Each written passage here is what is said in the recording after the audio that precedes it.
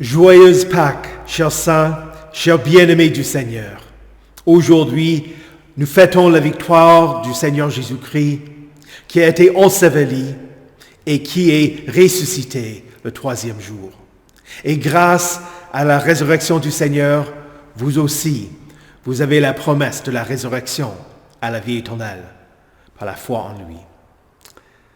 Le Seigneur est ressuscité, alléluia. Il est réellement ressuscité, alléluia.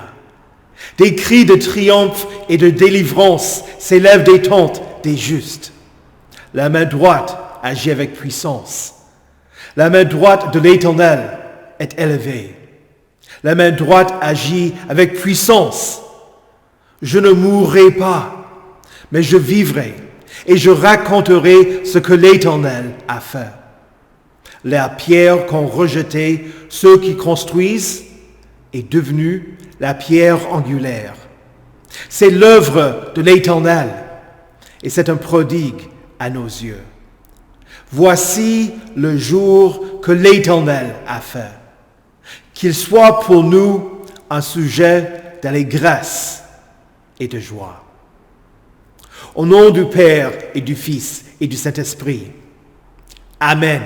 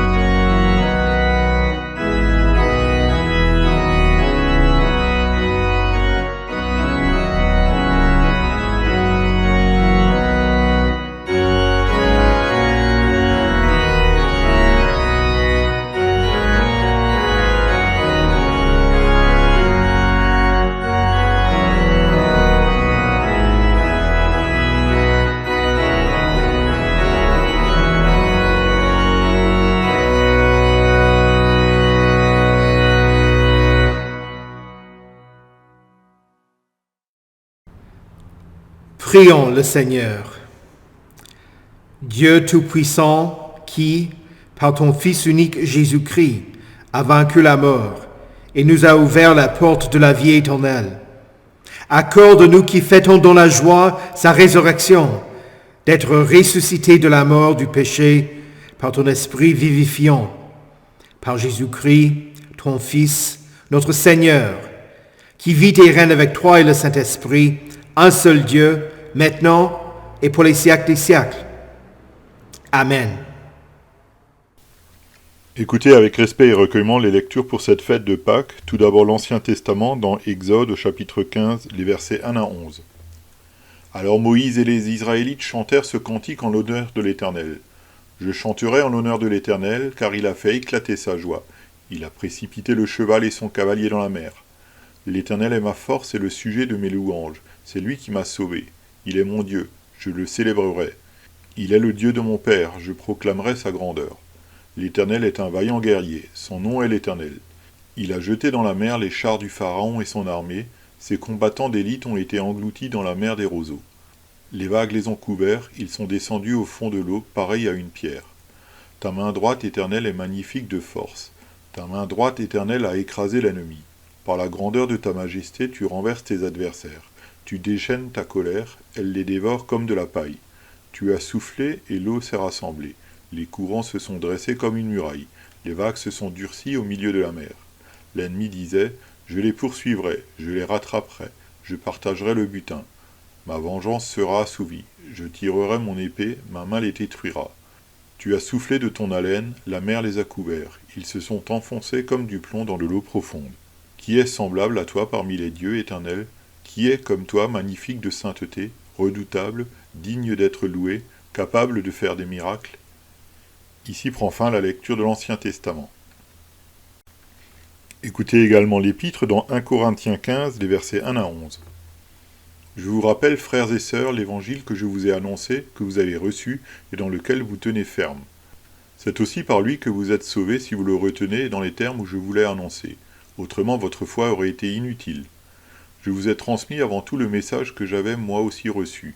Christ est mort pour nos péchés, conformément aux Écritures. Il a été enseveli, il est ressuscité le troisième jour, conformément aux Écritures. Ensuite, il est apparu à Céphas, puis aux 12. Après cela, il est apparu à plus de 500 frères et sœurs à la fois, dont la plupart sont encore vivants et dont quelques-uns sont morts. Ensuite, il est apparu à Jacques, puis à tous les apôtres. Après eux tous, il m'est apparu à moi aussi, comme à un enfant né hors terme. En effet, je suis le plus petit des apôtres et je ne mérite même pas d'être appelé apôtre parce que j'ai persécuté l'Église de Dieu. Mais par la grâce de Dieu, je suis ce que je suis, et sa grâce envers moi n'a pas été sans résultat. Au contraire, j'ai travaillé plus que tous, non pas moi toutefois, mais la grâce de Dieu qui est avec moi. Ainsi donc, que ce soit moi ou que ce soit eux, voilà le message que nous prêchons, et voilà aussi ce que vous avez cru. Ici prend fin la lecture de l'Évangile. Heureux ceux qui écoutent la parole de Dieu et qui la gardent. Écoutez enfin l'Évangile dans Luc au chapitre 24, les versets 1 à 11. Le dimanche, elles se rendirent au tombeau de grand matin avec quelques autres, en apportant les aromates qu'elles avaient préparés. Elles découvrirent que la pierre avait été roulée de devant le tombeau. Elles entrèrent, mais elles ne trouvèrent pas le corps du Seigneur Jésus. Comme elles ne savaient que penser de cela, voici que 2 hommes leur apparurent, habillés de vêtements resplendissants. Saisies de frayeur, elles tenaient le visage baissé vers le sol. Les hommes leur dirent, « Pourquoi cherchez-vous parmi les morts celui qui est vivant? Il n'est pas ici, mais il est ressuscité. Souvenez-vous de ce qu'il vous a dit, lorsqu'il était encore en Galilée. Il faut que le Fils de l'homme soit livré entre les mains des pécheurs, qu'il soit crucifié et qu'il ressuscite le troisième jour. » Elles se souvinrent alors des paroles de Jésus. À leur retour du tombeau, elles annoncèrent tout cela aux 11 et à tous les autres. Celles qui racontèrent cela aux apôtres étaient Marie de Magdala, Jeanne, Marie la mère de Jacques et les autres femmes qui étaient avec elles. Mais ils prirent leur discours pour des absurdités. Ils ne crurent pas ces femmes. Ici prend fin la lecture de l'Évangile. Heureux ceux qui écoutent la parole de Dieu et qui la gardent. Confessons notre foi. Je crois en Dieu, le Père Tout-Puissant, Créateur du ciel et de la terre. Je crois en Jésus-Christ, son Fils unique, notre Seigneur, qui a été conçu du Saint-Esprit et qui est né de la Vierge Marie. Il a souffert sous Ponce Pilate, il a été crucifié, il est mort, il a été enseveli, il est descendu aux enfers. Le troisième jour, il est ressuscité des morts, il est monté au ciel, il siège à la droite de Dieu, le Père Tout-Puissant, et il viendra de là pour juger les vivants et les morts. Je crois au Saint-Esprit, la Sainte Église universelle, la communion des saints, la rémission des péchés, la résurrection de la chair et la vie éternelle. Amen.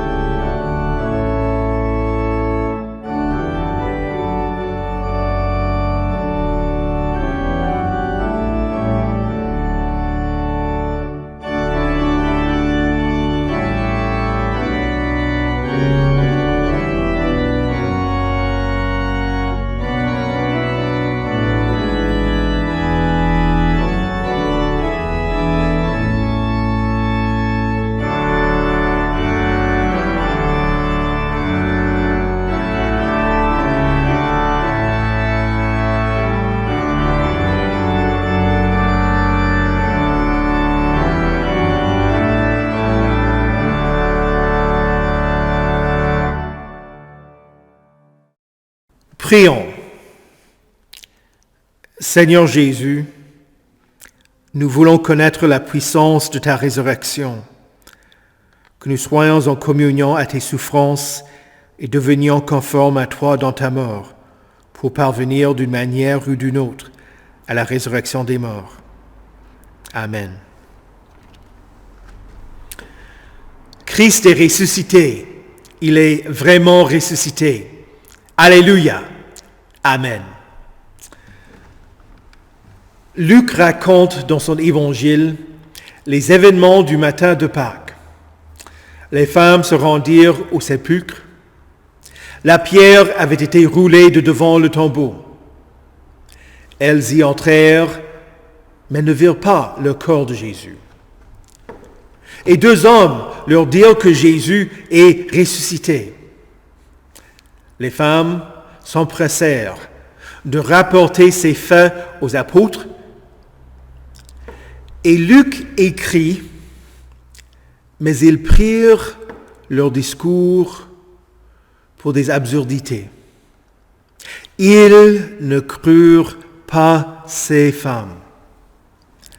Autrement dit, les hommes qui avaient connu Jésus intimement, qui avaient été témoins de ses miracles, qui avaient appris à ses pieds, ne crurent pas les femmes qui avaient été au sépulcre et qui répétaient ce que les anges leur avaient dit. Aujourd'hui encore, nombreux sont ceux qui adoptent cette même attitude. Ils s'opposent à la foi chrétienne et accusent les chrétiens d'être naïfs, stupide, idiot. Ils rejettent la possibilité de miracles et du spirituel. Ils se permettent de juger sans la moindre investigation et affirment que, les hommes morts ne ressuscitent pas.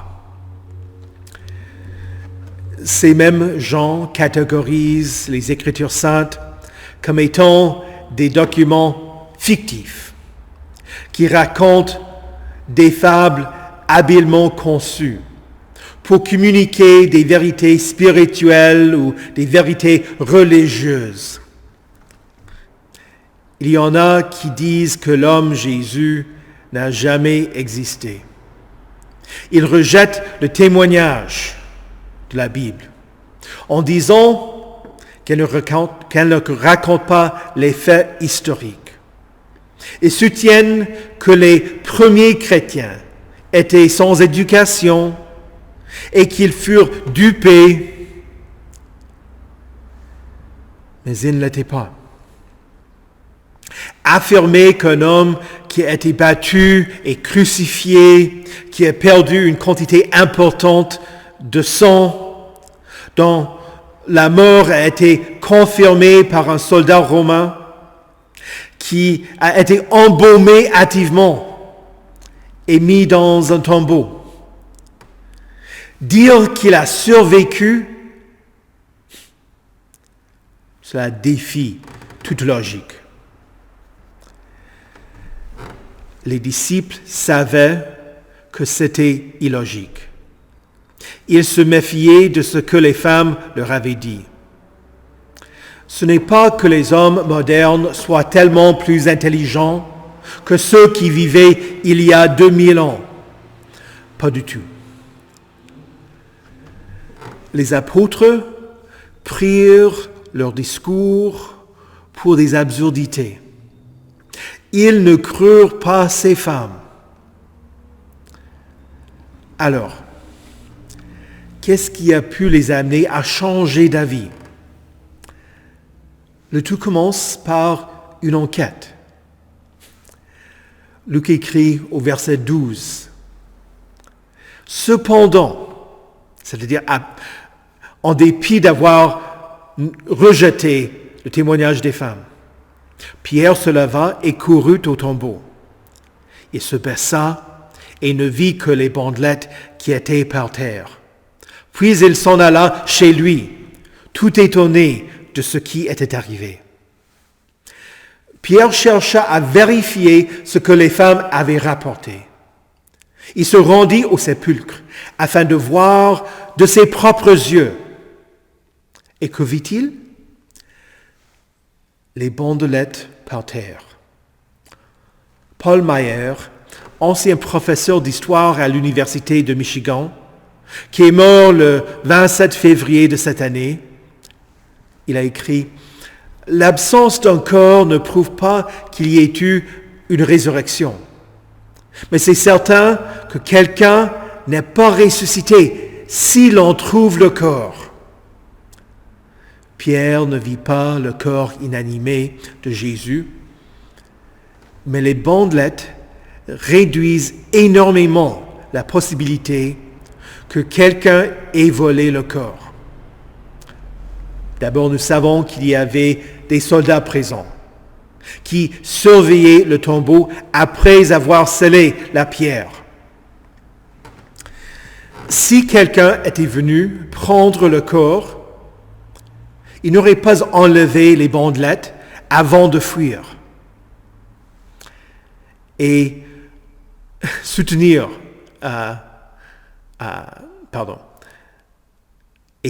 que les disciples en étaient responsables n'est guère raisonnable. Les disciples avaient abandonné Jésus la veille de la crucifixion. Et ils se cachaient à cause de la crainte qu'ils avaient des Juifs.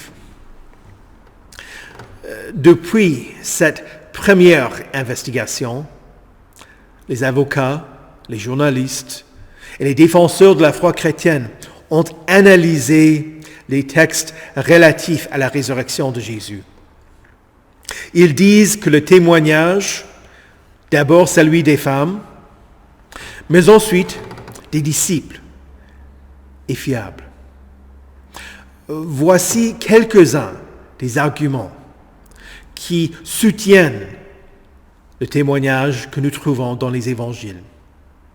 Premièrement, étant donné que le témoignage d'une femme valait la moitié de celui d'un homme à l'époque, les évangélistes, s'ils mentaient, n'auraient jamais dit que les femmes étaient les premières à découvrir le sépulcre vide. Deuxièmement, si les évangélistes cherchaient à tromper leur public, ils n'auraient pas parlé de leurs lacunes et de leur manque de foi. Mais ils auraient décrit leur comportement comme étant exemplaire. Pierre, il n'aurait pas renié Jésus 3 fois. Et les disciples auraient cru que Jésus allait être ressuscité, selon ce qu'il avait dit, et ils seraient allés au tombeau pour l'accueillir à l'aube, au lever du soleil. Ce n'est pas le cas. Bon. Troisièmement, les différences qui se trouvent dans les récits des évangélistes augmentent leur fiabilité. Même s'il y a des choses qui sont différentes entre les 4 récits. Écoutez bien. Si les 4 évangélistes disaient exactement la même chose, on conclurait qu'il n'y a pas 4 témoignages différents, mais un seul, et que les auteurs conspiraient et se sont entendus au préalable. Quatrièmement, un homme qui connaît la vérité ne sacrifierait pas sa vie pour un mensonge. Ceux qui commencèrent en reniant la possibilité que Jésus soit ressuscité finirent presque tous par devenir martyrs en refusant de renier le Seigneur. Bon, cinquièmement, les évangiles étaient écrits au cours du 1er siècle, pendant que les témoins oculaires étaient encore vivants. C'est pourquoi Paul écrit. La plupart sont encore vivants et dont quelques-uns sont morts. Il parle des 500 personnes. Il encourageait les gens à mettre à l'épreuve ce qu'il avait écrit et à interroger ceux qui avaient vu Jésus ressuscité. Le détective fictif Sherlock Holmes, dans le roman appelé « Le signe des 4 », dit à son ami Watson, « Combien de fois vous ai-je dit que, une fois éliminées toutes les impossibilités, l'hypothèse restante, aussi improbable qu'elle soit, doit être la bonne. » Dire que Jésus est ressuscité corporellement est extraordinaire. Mais les preuves qui existent et les témoignages le sont aussi. Voici ce que dirent les 2 hommes aux femmes. Pourquoi cherchez-vous parmi les morts celui qui est vivant? Il n'est pas ici, mais il est ressuscité. Souvenez-vous de ce qu'il vous a dit lorsqu'il était encore en Galilée. Il faut que le Fils de l'homme soit livré entre les mains des pécheurs, qu'il soit crucifié et qu'il ressuscite le 3e jour. Elles se souvinrent alors des paroles de Jésus. Ce n'est pas que ces femmes aient cru les 2 hommes, mais Jésus. Elles crurent Jésus lui-même qui avait prophétisé sa résurrection. Il en va de même pour les disciples. J'ai déjà posé la question. Comment est-ce que ces hommes changèrent d'avis? Ce n'est pas parce qu'ils furent convaincus par l'argument des femmes, mais parce qu'ils devinrent eux-mêmes témoins de Jésus-Christ. Jésus parla aux deux disciples sur la route vers Emmaüs et se révéla à eux. Il apparut dans la chambre haute et la semaine suivante, il fit de même et invita Thomas à mettre son doigt dans les marques des clous et sa main ou son côté. Il prépara un repas et mangea avec plusieurs disciples en Galilée. Jésus apparut à plus de 500 frères à la fois. Jacques, le frère de Jésus, qui n'avait pas cru en Jésus lors de son vivant, s'est converti après la résurrection de Jésus. Et Paul, qui avait persécuté les premiers chrétiens et qui était présent au martyre d'Étienne, rencontra le Seigneur ressuscité et se convertit. Dans sa première lettre aux Corinthiens, Paul dit que toute la foi chrétienne repose sur cet événement, allant jusqu'à dire « C'est aussi par Christ que vous êtes sauvés, si vous le retenez dans les termes où je vous l'ai annoncé. Autrement, votre foi aurait été inutile. » Et plus tard, il dit, « Si Christ n'est pas ressuscité, alors notre prédication est vide et votre foi aussi. » Il ne suffit pas de croire en une résurrection spirituelle. Ce n'est pas seulement que vous devez croire au fait historique de la résurrection corporelle de Jésus, mais à ce qu'il accomplit pour vous par sa résurrection. Votre confiance est en Jésus. Christ est mort pour nos péchés, conformément aux Écritures. Il a été enseveli et il est ressuscité le troisième jour, conformément aux Écritures. La résurrection vous offre la certitude que le sacrifice de Jésus sur la croix a expié vos péchés. Ce n'est pas un conte qui commence par « il était du foie ». Il s'agit d'événements qui ont eu lieu dans le temps au Moyen-Orient. Ce même Jésus dit « C'est moi qui suis la résurrection et la vie. Celui qui croit en moi vive, même s'il meurt. Et toute personne qui vit et croit en moi ne mourra jamais. » L'espérance de la résurrection, c'est que Jésus qui est mort sur la croix est bien plus qu'un simple homme. Il est aussi Dieu. Il a vaincu la mort et il offre la vie éternelle. Il détient les clés de la mort et du séjour des morts. Il vous ressuscitera au dernier jour. Et vous avez cette promesse.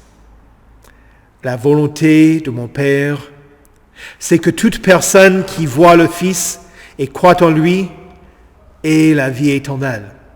Et moi, je la ressusciterai le dernier jour. Par la foi en Jésus-Christ, ressuscité, vous êtes sauvés. Les disciples prirent les discours des femmes pour des absurdités et ne les crurent pas. Ne soyez pas incrédules, mais croyez. Jésus promet, heureux ceux qui n'ont pas vu et qui ont cru. Ce n'est pas illogique, ridicule ou de la folie. Voici la vérité et la certitude de votre salut. Christ est ressuscité. Il est vraiment ressuscité. Alléluia. Amen. Prions le Seigneur. Seigneur Dieu Tout-Puissant et Éternel, Père de notre Seigneur Jésus-Christ, nous te remercions et te louons pour les grands bienfaits qu'il nous est donné de célébrer aujourd'hui. Tu n'as pas épargné ton Fils unique, mais l'as livré pour nos péchés, pour qu'il détruise la puissance de la mort et de l'enfer. Tu l'as délié des liens de la mort en le ressuscitant le 3e jour. Tu n'as pas permis que ton Saint-Fils voie la corruption, mais tu as voulu proclamer aux yeux de tous sa victoire sur tous nos ennemis. Seigneur Jésus, doux Maître et Sauveur du monde, nous te rendons grâce pour ta glorieuse résurrection par laquelle tu as anéanti la puissance du péché, le pouvoir de la mort et de l'enfer, et as mis en évidence la vie et l'immortalité. Cet Esprit de Dieu, Esprit de consolation, à toi aussi vont nos louanges et notre reconnaissance. Par ta divine puissance, tu as fait publier dans l'Église chrétienne le glorieux message de la résurrection de notre Seigneur Jésus-Christ. Et tu nous as rendus participants des trésors de grâce, de justice et de salut, qui nous a acquis au prix de ses souffrances et de sa mort innocente, et par sa résurrection triomphante. Christ est mort pour nos péchés. Il est ressuscité pour notre justification. C'est pourquoi, Seigneur notre Dieu, accorde-nous aujourd'hui la vraie joie de Pâques, dans la certitude de notre justification et la bienheureuse assurance de notre résurrection au dernier jour pour la vie éternelle. Ô notre Père céleste, toi qui possèdes la vie et l'immortalité, enseigne-nous à envisager la mort sans effroi, à diriger sans cesse notre regard vers notre héritage, qui ne peut ni se corrompre, ni se souillir, ni se flétrir, et qui nous est réservé dans les cieux. Apprends-nous aussi, dès ici-bas, à marcher en citoyens des cieux, d'où nous attendons le Sauveur et le Seigneur de gloire. Accorde-nous la grâce de mourir sans cesse au péché, puisque ton Fils est mort à cause d'eux, et de ressusciter dès maintenant avec lui, pour vivre par ta grâce d'une vie nouvelle. Aide-nous, Seigneur, à t'offrir ainsi nos corps et nos âmes en sacrifice vivant, saint et agréable à tes yeux. Répands sur nous l'onction de ton Saint-Esprit. Donne-nous un esprit de vigilance, de prière et d'obéissance, pour que nous croissions de jour en jour dans la grâce, dans l'attente où nous sommes de la bienheureuse résurrection. Exauce-nous, ô Dieu, notre Père céleste, au nom et par les mérites de Jésus-Christ, notre Rédempteur, qui veut que là où il est, nous y soyons aussi, pour que nous vivions éternellement avec lui. Amen. Notre Père, qui es aux cieux, que ton nom soit sanctifié, que ton règne vienne, que ta volonté soit faite sur la terre comme au ciel. Donne-nous aujourd'hui notre pain de ce jour. Pardonne-nous nos offenses, comme nous pardonnons aussi à ceux qui nous ont offensés. Et ne nous laisse pas entrer en tentation, mais délivre-nous du mal. Car c'est à toi qu'appartiennent le règne, la puissance et la gloire, au siècle des siècles. Amen. Recevez la bénédiction de l'Éternel. Que le Seigneur vous bénisse et vous garde. Que le Seigneur fasse luire sa face sur vous et qu'il vous accorde sa grâce. Que le Seigneur tourne son visage vers vous et qu'il vous donne sa paix. Amen. Christ est ressuscité. Il est vraiment ressuscité. Alléluia. Amen.